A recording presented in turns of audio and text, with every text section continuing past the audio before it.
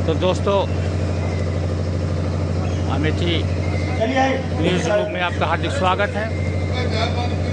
जैसा कि आपको मालूम है कि आज हमारा देश और हम सब देश की 75वीं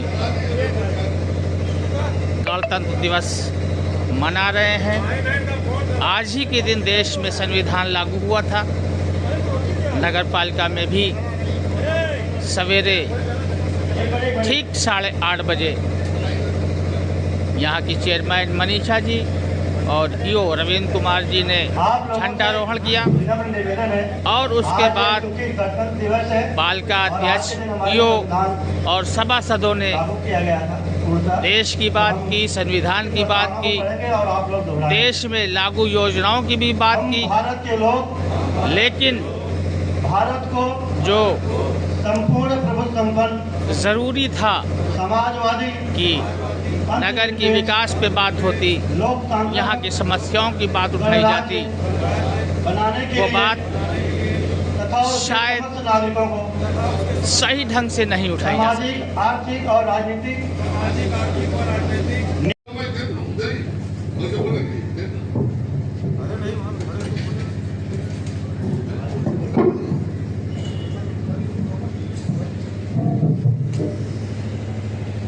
धन्यवाद महोदय। यहाँ पर उपस्थित सभी सम्मानित सभासद और हमारे पिता तुल्य सभी सम्मानित लोग और जायज की सम्मानित जनता को 26 जनवरी के इस पावन अवसर पर मैं धन्यवाद एवं बधाई देती हूँ।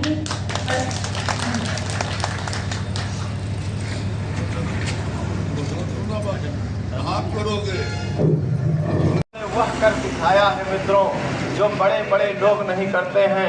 3 इंजन की सरकार थी मित्रों, लेकिन 3 इंजन की सरकार वो कार्य नहीं कर पाई जो 1 इंजन की सरकार ने मात्र 8 महीने में कर दिया है मित्रों।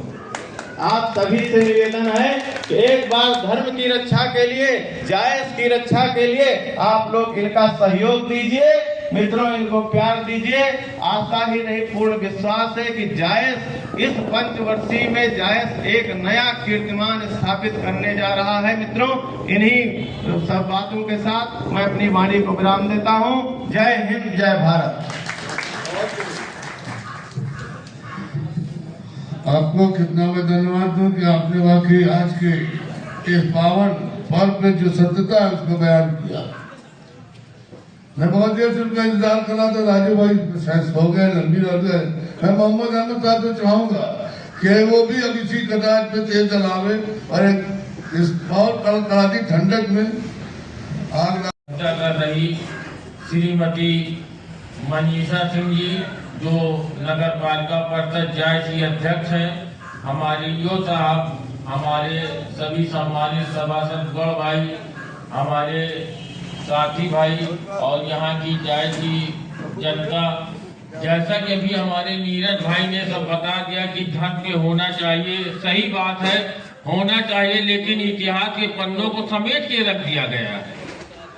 क्योंकि ये आज गणतंत्र दिवस है और गणतंत्र दिवस हर साल मनाया जाता है, स्वतंत्रता दिवस हर साल मनाया जाता है, लेकिन ये नहीं मालूम कि किस लिए मनाया जाता है। मनाया जाता है 15 अगस्त को आजादी मिली थी, 26 जनवरी को हमारा संविधान लागू हुआ था, लेकिन इसके पीछे किसका हाथ है? इसके पीछे देखिए क्या हुआ था, किसने कुर्बानियां दी थी। तो इसमें हिंदू मुसलमान सब ने किया था। क्यों लोग का पेट का कोई इंतजाम नहीं हुआ? बताइए, हम अपने पेट के लिए मांगते हैं तो उस पर गुस्सा आ जाते। बताइए क्या हुआ? अगर हमारे जो साहब या मनीषा चेयरमैन साहब के कान में आवाज पड़ती है तो स्वयं कार को उत्पीड़न करके उठाती है, मगर यहाँ के बाबू लोग का अभी होता है तो अरे करवे में छुपे हैं। बताइए, अपने रोटी को मांगेंगे तो क्या है? बताइए आप।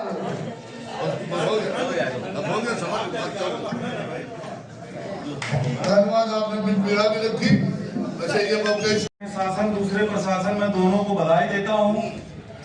सामने बैठे हमारे सभी नगर के वरिष्ठ जन, सभासद साथी और इस नगर पालिका को संचालित करने में अपनी आहुति देने वाले नाते हमारे नगर पालिका के सभी कर्मचारीगण, नाम आगे से लेकर पीछे तक सभी का जानता हूं। सम्मानित सभा को मैं बहुत बहुत मुबारकबाद देता हूं।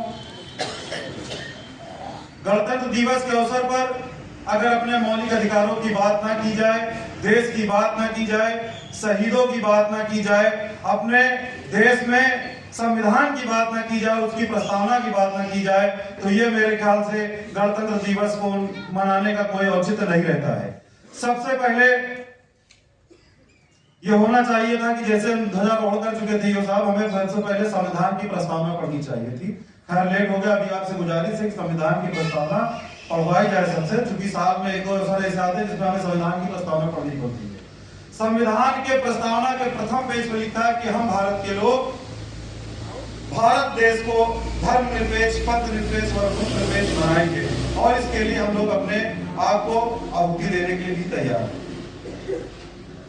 गणतंत्र दिवस जब 1947 में हमारा देश आजाद हुआ, तो साथियों उस समय का देश टूटी फूटी सीमाएं, कुछ कारखाने, कुछ संयंत्र जिससे हमारे देश के बुजुर्गों ने, हमारे पूर्व के नेताओं ने, हमारे पूर्व के प्रधानमंत्रियों ने सन 1947 को वह देश हिंदुस्तान जब मिला, एक रोम रोम छिदा हुआ था और हिंदुस्तान ये कह रहा था कि एक दर्द हो तो मैं करूं, शरीर में हजारों जख्में कहां से हूं। 1947 से सन 2024 तक हमारे पूर्व के नेताओं ने उस देश को यहाँ पे लाके खड़ा किया कि जिस देश में 47 के बाद एक सुई नहीं बनती थी, आज उस देश में परमाणु शक्तियां मौजूद हैं। आज उस देश में हरित क्रांति हो रही है। आज उस देश में आकर के चिकित्सा पद्धति के सामने अपना छाती तान के खड़ा कहता है कि मैं भारत हूँ, मेरे आंगन में। मैं सुन रहा था अपने बहुत ओजस्वी साथी भाई नीरज सिंह को, तो मैं उन शक्तियों को यह ललकार के कहता हूँ कि अगर नीरज सिंह जैसा वीर अब्दुल हमीद मौजूद है, तो शकील इदरीसी जैसा भगत सिंह इस देश में मौजूद है, जो इस देश पर आन बान शान पर आंच नहीं आने देगा। अभी एक नज्म आपने सुनाई, तो उसमें अल्लामा इकबाल बहुत पहले लिख चुके हैं नीरज भाई कि है हिंदुस्तान है राम के वजूद पर हिंदुस्तान को नाज, है राम के वजूद पर हिंदुस्तान को नाज, अहले नजर समझते हैं उनको इमाम हिंद। बहुत पहले अल्लामा इकबाल ने अपनी शायरी में इसको लिखा था। मैं आपको सुन करके एकदम भाव विभोर हो गया कि जब नीरज जैसा वीर अब्दुल हमीद मौजूद है, तो शकील जैसा भगत सिंह की नाज उनके सामने अपनी बात को रखे। अध्यक्षा महोदय, आज गणतंत्र दिवस के मौके पर मैं कस्बे की बात करूंगा, चूंकि यहाँ का प्रतिनिधित्व आप कर रही हैं और कहीं ना कहीं हम लोग भी आपके साथ साना बसाना मिलाकर चल रहे हैं। बहुत सी चीजें हैं इस 8 महीने में आपने की, आप यो साहब बधाई के पात्र हैं, लेकिन कुछ चीजें हैं जिनको करना भी धारा 21 संविधान की धारा 21 के अंतर्गत आता है। मैं चाहता हूं कि आप उसका अनुसरण करें, पढ़ें और देखें कि हमारे समाज को किन चीजों की आवश्यकता है। आज जब उसको पढ़ेगी तो हमको लगेगा कि शकील इदरीसी की बात में दम है, तभी धारा 21 का अनुच्छेद का अनुसरण करने के लिए मैं कह रहा हूं। आप यहाँ के नागरिकों को पेयजल, सफाई, चिकित्सा, आप वो सारी चीजें कर सकती हैं जो आपके अधिकार क्षेत्र में है। अभी गवर्नमेंट ने एक पब्लिक प्राइवेट प्रोडक्शन लागू किया है जिसको पीपी मॉडल कहते हैं। मैं चाहता हूं कि यो साहब आप उसको लाएं, लोगों बीच में रखें कि पीपी मॉडल है क्या। पीपी मॉडल वो है, यदि मैं कोई इंटर कॉलेज खोलना चाहता हूं तो आप उसमें सहभागी हैं, चूंकि एक शासन है, दूसरा प्रशासन है, आपके साथ टाई अप करके यहाँ सब कुछ किया जा सकता है। आप वो कुछ सब कुछ कर सकती हैं जो यहाँ पर अभी तक कोई अध्यक्ष नहीं कर पाया है। शासन की मंशा के अनुरूप, जो हमारे मुख्यमंत्री महोदय का आदेश, उसके अनुरूप आप यहाँ के लोगों को ज्यादा ज्यादा सुविधाएं उपलब्ध कराइए। आपका सभासद आपके साथ साना बसाना मिलाकर खड़ा है। ठंड बहुत है, आपसे प्रस्ताव भी हम लोगों ने दिया है, गरीब जनता भी है जायज के अंदर, उसके लिए एक बढ़िया सा ओढ़ने के लिए कंबल की व्यवस्था आप जल्द से जल्द करवा दें। चूंकि ये बात कहनी नहीं चाहिए, लेकिन अधिकार है, ये अधिकार है। और आज गणतंत्र दिवस के अवसर पे अपने अधिकारों की मैं मांग कर रहा हूँ, ये अधिकार को जल्द से जल्द पूर्ण कराया जाए। हाँ, मैं अपने कुछ साथियों से भी कहता हूँ कि अगर हमें स्वतंत्रता का अधिकार मिला है तो ये भी नहीं कि हम छड़ी बांधते चलो किसी के आग में लग जाए, तो उसका भी हमें ख्याल रखना है। आप लोग आए, आपको बहुत बहुत धन्यवाद। जय हिंद, जय भारत। आज धर्म की इस अफीम को सबके दिमाग में डाल के चंद लोग हैं जो बना देते हैं, लेकिन हिंदुस्तान के 80% हिंदू बधाई के पात्र हैं तो अफीम से बहकते नहीं है, बल्कि बड़ी चालीता के साथ आपने, हमारे कस्बे वालों ने भी सबका स्वागत किया और यही भावना हम मरते दम को बनाए रखेंगे, इसमें दो राय नहीं। बड़ी बड़ी चीज सब बोलेंगे तो क्या वो बोल नहीं सकते? हाथ जोड़ा तो देखो ऐसा ना, जब मैं संचालन करूँ मुझे इस तरह होगा। आइए सर्वे जी, अरे जा यार, आप ऐसा मत बोलो, आप लोग कोई बोलिए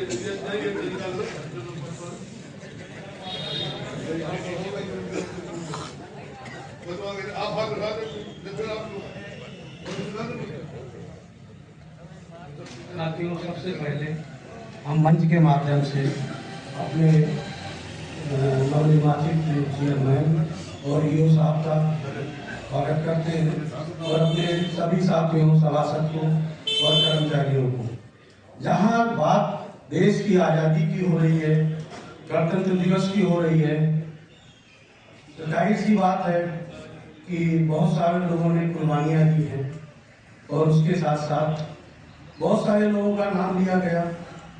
बात जब चंद्रशेखर आजाद की हो, सुभाष चंद्र बोस की हो, गांधी जी की हो, बाबा साहब भीमराव अम्बेडकर जी की भी होनी चाहिए। और बात ऐसा नहीं होता है, वो अपना विवेक से भी काम करते हो। जहाँ तक सबने अपनी राय बताई कि ये बनाई, मॉडल बनाई, डिग्री कॉलेज बनाई, सब बनाई, लेकिन मैं रोजाना की चीजें, छोटी चीजों को बड़ा ध्यान देता हूँ।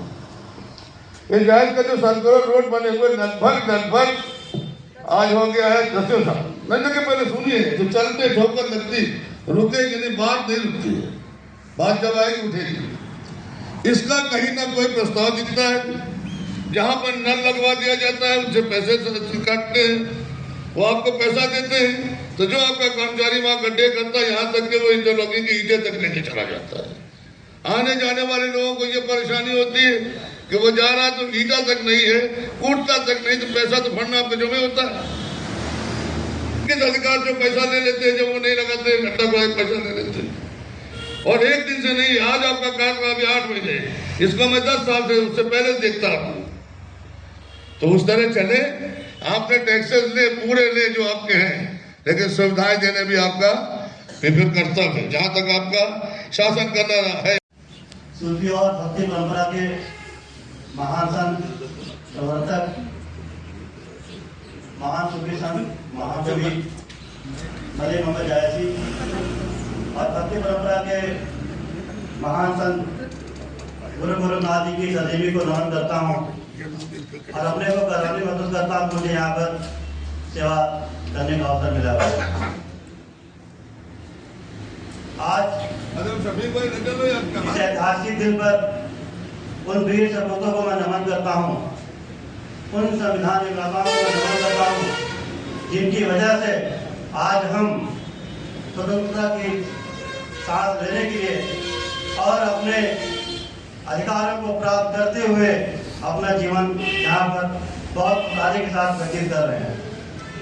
आज के इस ऐतिहासिक अवसर पर नगर पालिका परिषद जायज की लोकप्रिय, जनप्रिय एवं सर्वसुलभ चेयरमैन, आदरणीय चेयरमैन महोदय, हमारे साथ हमारे विकास कार्य में अपना अमूल्य योगदान देने वाले इस सदन के माननीय सभासदगण, हमारे इस कार्यक्रम में उपस्थित हमारे नगर पालिका जायज के और आसपास के सम्मानित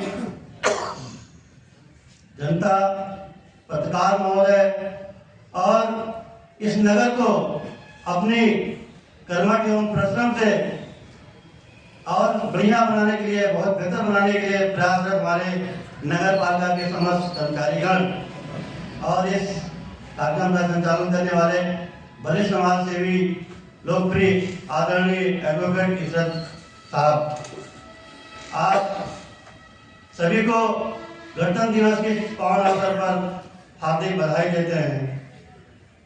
साथियों, एक समय ऐसा था जब हमारा देश गुलाम था और हमारे पास कर्तव्य तो थे, लेकिन हमारे पास अधिकार नहीं थे। कर्तव्य तो हमारे बहुत सारे निर्धारित किए गए थे और अधिकार के नाम पर हमें कुछ भी नहीं मिलता था। इसी सब परिस्थितियों को देखते हुए इस देश के बहुत सारे महान सपूतों ने, मैं किसी एक का नाम लूंगा तो बहुत अलग छूट जाएंगे, उन सबके त्याग, बलिदान और परिश्रम से ये देश आज़ाद हुआ। देश हमारा बहुत विशाल है। आज़ादी के बाद ये महसूस किया गया कि किस तरह से देश को चलाया जाए, क्योंकि यहाँ पर धार्मिक रूप से, सांस्कृतिक रूप से, क्षेत्रीय रूप से तमाम तरह की जो है विविधताएं देखने को मिलती रही हैं। ऐसी परिस्थितियों में इस देश को चलाने के लिए, एक सुव्यवस्थित प्रशासन देने के लिए एक ऐसे आचार संहिता की जरूरत थी जिससे सबके साथ समान न्याय हो सके। एक ऐसे विधान की आवश्यकता थी, एक ऐसे आचार संहिता की आवश्यकता थी जो सबके साथ समान न्याय कर सके, जाति धर्म क्षेत्र से हट करके सबको उनका हक मिल सके। इसके लिए हमारे देश के महापुरुषों ने तय किया कि इसकी एक व्यवस्था बनाई जाए। उस व्यवस्था को बनाने के लिए तमाम बुद्धिजीवियों को शामिल किया गया है, जिन्होंने स्वतंत्रता आंदोलन में भी अपनी भूमिका निभाई थी और विभिन्न संस्थाओं में भी अपनी भूमिका को निभाई थी। ऐसे महापुरुष देश की गरिमा और राष्ट्र की एकता और अखंडता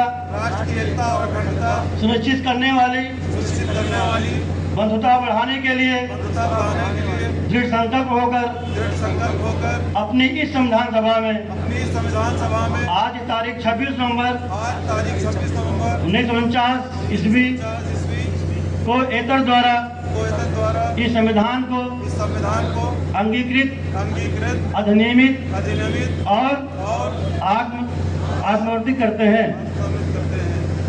धन्यवाद। जय हिंद, जय भारत। ये 26 नवंबर को